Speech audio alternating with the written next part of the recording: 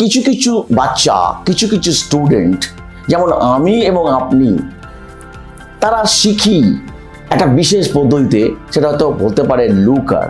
তারা লুকিং এর সাহায্যে, অর্থাৎ দেখার সাহায্যে শেখে। তারা দেখে দেখেই পড়া মুখস্থ করে, তারা দেখে দেখেই শিক্ষা গ্রহণ করে। আর এক শ্রেণীর লার্নার আছে, তারা মূলত ভাবে লিসনার, অর্থাৎ তারা শুনে শুনে পড়া মুখস্থ করে।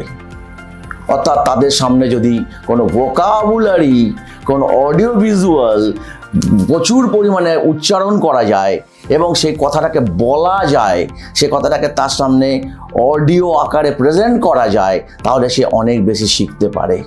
শুধু ভিডিও দিয়ে নয়, অডিও সাহায্যে সে শেখে। এবং আর এক শ্রেণীর লার্নার হচ্ছে কাইনেস্থেটিক লার্নার।